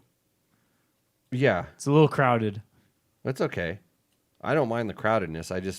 I want to stand so we don't have to put these rocks on the table, and then because it's gonna fall over. Travis is gonna crash. It's gonna be a shit show. We don't want to dislocate his shoulder again. 2017 FE 501 Nomad Rally Tower, IMS Rally Tank, Fisher seat, FMF titanium exhaust, BRP triple clamps, Scott damper. That's a good thing. Cycra handguards, Enduro map tune, TCS controller. TCS controller. Mm-hmm. Let me see that. He has another front rotor guard too. Oh, that's just a plastic one. It's not the big metal shiny thing. Oh, okay. Yeah, TCS controller, traction controller, maybe. No, The little buttons. Is that Yeah. a brand of ECU? It could be. He has a Euro map tune. Is he in Europe? Is that why you get the Euro map tune? Because you're in Europe? Yeah. I don't know. That's a nice little rally setup. Does he have instruments on it, or is it just for looks? No, I see. I think I see A MacBook instruments holder? there. I don't see a MacBook holder, but I think I see like a GPS holder or a tablet holder. Right. I see something hanging up there. Yeah. So there's definitely instruments. There's some instruments there. He's got a this is a home built rally bike. It looks a lot like Paul's bike that's in the garage right now. It's just It's Husqvarna. the white one. Yeah. Yeah. The other KTM.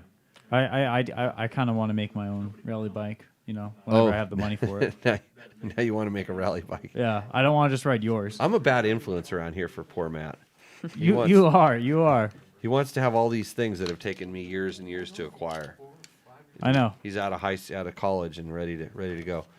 No seat concept seat. Mm-mm. So all it would have taken would be one seat concept seat, and it'd be so much easier to put this on the roof side. So much easier. But we don't judge here that much. But that guy's pretty proud of that bike. That's pretty nice. I'd say it's at least in the middle. Well, it's not down at the end. It's not like by George's three-wheeler or anything like this. No. But I don't want anybody to just get the idea that we're totally bought off by our sponsors.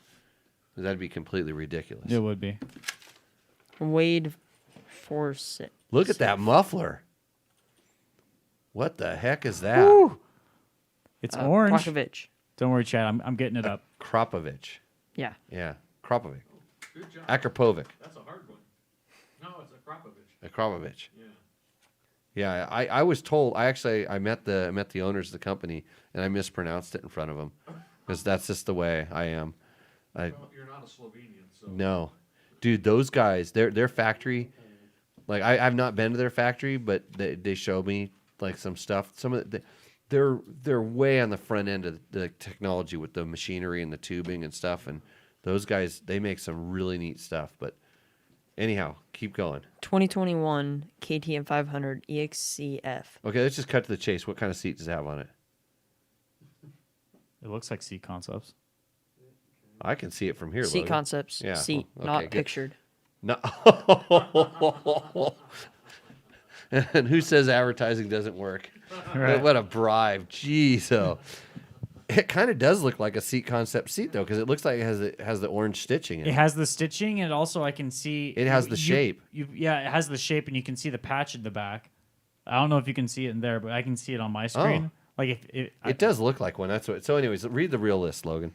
KTM Power Parts steering stabilizer, power commander, the exhaust, moto-minded LED turn signals, tail tidy with enduro plate holder, seat concept seat. Not pictured. Yes. Although we think it's pictured. He doesn't say I think anything it about is. that muffler. Yeah, the Purvich. Oh, a Prokovich? Oh, you can kind of make out. You can make out the logo on the very tip of it. On the very tip of the muffler. Of the muffler. Yeah. Yeah, you can make it out. Orange thing, is it like a? That's like a heat shield thing. That's what I don't know that that's theirs, but just the muffler has some weird kind of like I don't know if it's a heat shield on it or if it's that the it's serration or divots or something like that. It might I don't- change the I don't know. resonance frequency on it. Maybe make it quieter. Chris Reel could comment on that. Yeah. Yeah, but he didn't say TM Design Works engine protection. Yeah. He didn't tell us who the disc guard is made by. He's I got a think lot KTM power ports. power parts. Probably. Because it is orange. It's which orange. stabilizers is a KTM power parts? Is it all in? I mean, Scott's, I think. Scott's. Yeah, it's usually actually steering dampers are Scott's, but they actually started. They have their own now. KTM developed their own steering damper. Yeah, they were on some of the rally bikes back when Andrew was riding. They put a couple on the rally bikes. So I have to make a judgment here. It's too clean. No, it's he just got done washing it. That's why it's taking a picture at night in the condominium complex. Hopefully the thing's quiet because I wouldn't want some ding dong with a loud muffler riding around my neighborhood if that was it. But I'm gonna give him the benefit of the doubt. He's got he mentioned the seat. It's going on the roost side of the equation right down here. I know. Is that it, Logan? Should Yeah. be one more, isn't there? Not that I see. Yeah, you didn't give it to us. Unless Oh no, yeah, no, Logan, you're right. I'm crazy. I forgot how to count, guys. Logan probably had them stuck together, something like that. Maybe. So maybe. okay, maybe. we're gonna roll into our next segment of the show. Hey, if you're wondering how you can get your question answered, it's pretty easy. We do a Facebook post every Tuesday, middle of the day or so. That's probably one of the best places to go. We answer those right at the top of the show. You can just join us on our chat. We go live at 7 p.m. on Tuesday night most of the time. Like as long as Matt's here to turn on the internets. Yes. And so you can come on the show and ask question in the chat room. We will answer them usually at this point in the show, sort at the end. You can comment on our YouTube videos. We answer those. And what else? How else do we answer questions, Logan? You can send a carrier pigeon to Logan's house. Mm-hmm. And then on Instagram, evidently. Yes. You can put them on Instagram. If somebody remembers to post. So yes. what's the next question that we have? The comments from them in the Facebook. Yeah, they're on the same thing Eric you've been reading Garrett says, Jimmy, since you're selling the 200 to get a 300, will you consider the EC or EX 300 gas?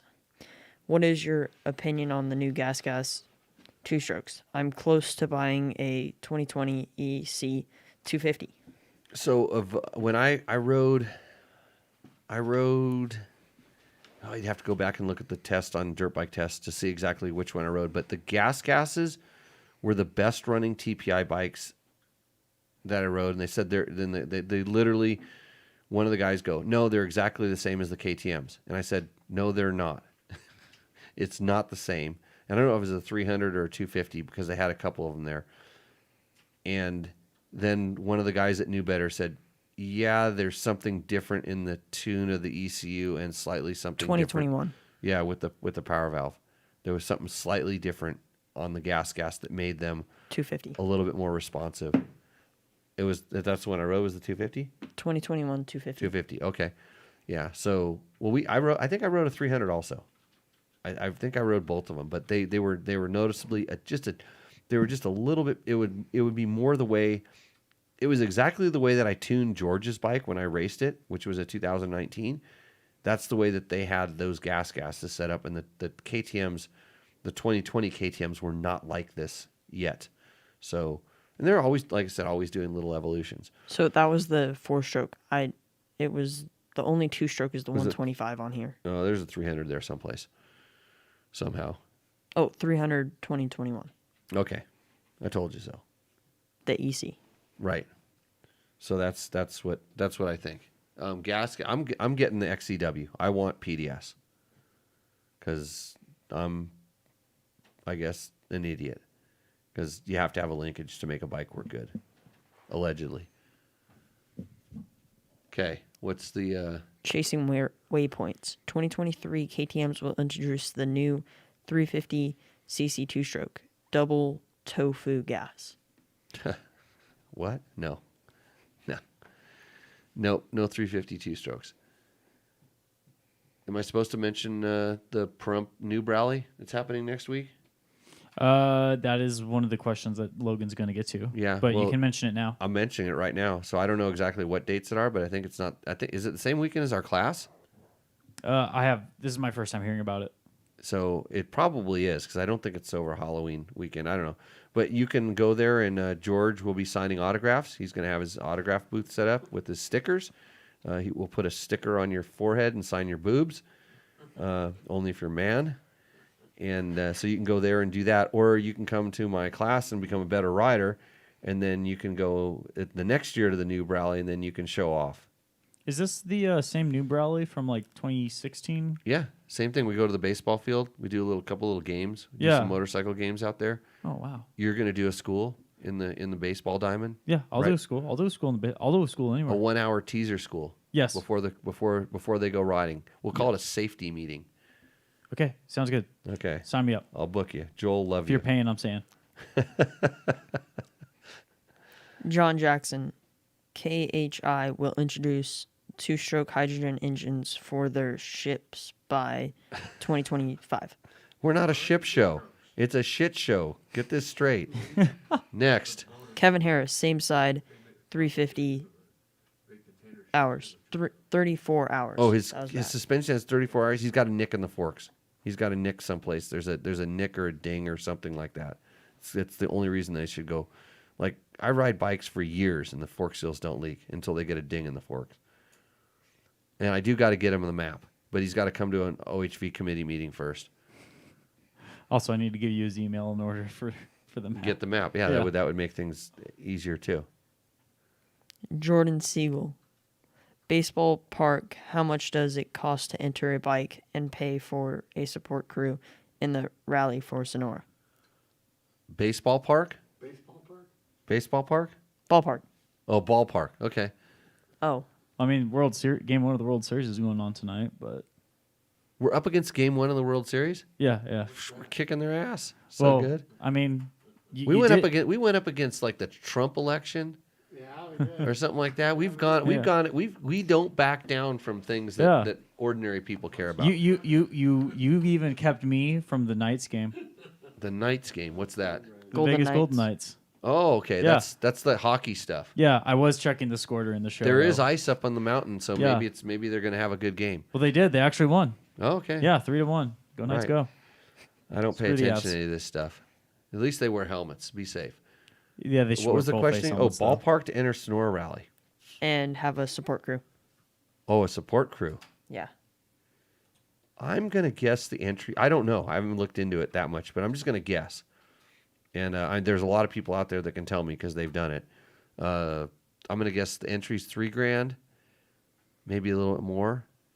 And if support package would probably to get somebody, and the support package you're just talking about, just like a mechanic and stuff, you're probably going to have to pay like $1,000, $1,500, something like this. I would say a good budget to go do that would be you'd want to sink $5,000 into it. Like on an event like this, like you kind of have to budget, for a privateer effort to do it right. You should probably, on multi-day events, you should probably budget about $1,000 a day. That's what I would think. And that includes like some training going up to it and some prep, some bike prep and stuff. That's just expecting that you have a bike and, you have a vehicle to transport your stuff in. But I would budget like $1,000 a day on a rally until you go to something like Dakar and then just multiply it by 10. Someone in the chat did say that you can plan about 10 grand for the Sonora Rally. I think it was actually Dave Black. Oh, okay. I think he's done it. Has he done it? He's prepping He's for it. prepping He to did do it. Coda. Okay, that's right. Yeah. And yeah, the Coda rally was a trail. Literally, we call it a trail rally. You know, it was an enduro rally, so smaller things. So, okay. George says, Jimmy Lewis, how about a mention of Joel's Perump rally next week? Have you been listening to the show, Logan? No. Clearly. Is your girlfriend texting you? No. No? Does she know you're here? Yeah. Yeah. Just checking. I gotta ask Logan how to get a girlfriend. Like, what do you have any tips? I don't know. or Jimmy tricks? thinks I have a girlfriend. Oh, I've seen pictures. There's rumors. It's Yeah. a small town, Logan. We figured this stuff out. It is a small town. It's a small town. How come I didn't get invited to the party, the rager you guys threw? I wasn't there. You weren't there. There No. was a rager, right? I don't know. You don't know. Wait, Allegedly. Is it like a Wait, is this? Are they still doing like those bonfires out in the desert, or? Probably. Logan said he but went to the park. Yeah. Oh. I'm like, why didn't I know about this? Well, I think. Well, maybe there was a 1 hour little riding school at the park that he was teaching. Right. Okay, Jake says his bike was taken near Hanksville, Utah. Thanks for the roost, even with the pivot pegs. Well, we can overlook certain things. And Michael with the Pounds, sequence just checked the TPS of my 500. The freaking thing was loose, and I could move it by hand. I think you nailed it. That's a win. Hey, High five, Logan. So This is why you call this Tech Talk Taco Tuesday. Yeah. Oh, that there's a reason why I didn't put that one in the list for Logan to read. Oh, you wanted me to read it and just enjoy it? No, I didn't want you to read it at all. He was you don't already want- big enough. Yeah. Yeah, Bob. You need to tell him to make sure he sets it carefully. Yes, set it carefully. Actually, you know what I can do? This is Bob's going to be horrified. This is going to horrify anybody that thinks that I know what I'm talking about. Oh boy. I can actually set my TPS without a voltmeter just by adjusting it, by listening to the way that the bike idles. I believe he could do that. Yeah, I can do this, but you can't. So get a damn tool that adjusts it and do it the right way. So I think that about wraps up this show. I think that we're going to be on next week. Are we going to be on next week, Logan? I think so. You going to be here? Yeah. Maybe, not next week. Maybe the week after that. We might have some rally guys in here. So one of them rides a quad, but he's going to win. So that means he's cool. We don't want. Okay. You can ride if you can win Dakar on a quad and win. Run Dakar and win Dakar on a quad. Then you're cool. Other than that, we're not really into the quads too much. Hey Jimmy, we should do a Better Rider podcast where it's just you talking about your quad racing experience. The Better Rider podcast is coming when? It should be coming soon. I actually Soon. do have some ideas I want to pitch to you about when that comes out. Okay, we're gonna time it with something. Yes. So sign up for my schools. Go to www.jimmylewisoffroad.com. I'd like to thank Climb. The Climb product of the week is not Luke Cassetti, who is he'll probably wake up because he's probably still jet lagged from being in Turkey. So, Turkey is where they have Greece. Where's Sea to Sky? Turkey, Greece. I forget. It's Greece because it's Greece. Mount Olympus. Right. Okay, Greece. I forget. So, because he went to Turkey before. That guy gets to travel. Anyways, it's getting to be windstopper glove season, kids. So Climb has these inversion gloves that are absolutely my favorite. I always have a set in my pack, when I'm riding and I know it's going to get cold, or I start out with the inversion gloves on my hands and I throw them in my pack and switch back to the normal ones. So that is, if you're thinking about it, now's a great time to get those. Order up your DDC sprockets before Christmas so they can get them ordered and get them out to you. Scott Goggles has some new crazy colors. They actually have two new colorways. One was like a 1990s thing. It was pink and maybe too crazy, but they had like another one that was a little toned down for us older guys. Was there like a Jeremy McGrath edition by any chance, or No, there wouldn't be a Jeremy McGrath because he was never a Scott guy. I There might be an Andrew Short guy. Andrew Short's always in Scott Goggles. okay? Who else? Trail Tech. Get your Voyager. That way you won't get lost. And if you have buddies, make them get a Voyager, and then you can use buddy tracking, which is super awesome. That way you don't have to wait at all the corners. Seat concepts. Logan, you want to smell my seat? No. No? You want to hold it up? Just keep in mind, Logan, that there is chili is served, during the class. So Yeah, so that's a seat concept seat. You need one. And, of course, thanks to Yamaha, I'm going to go ride the new YZ125 because they still make two-strokes, and they're going to keep making two-strokes, and I'm going to rip a two-stroke. And that's about it. So with that, I think we're going to go ahead and where are we going to see everybody? Out on the trail. And what are we going to say? Cheers. Cheers.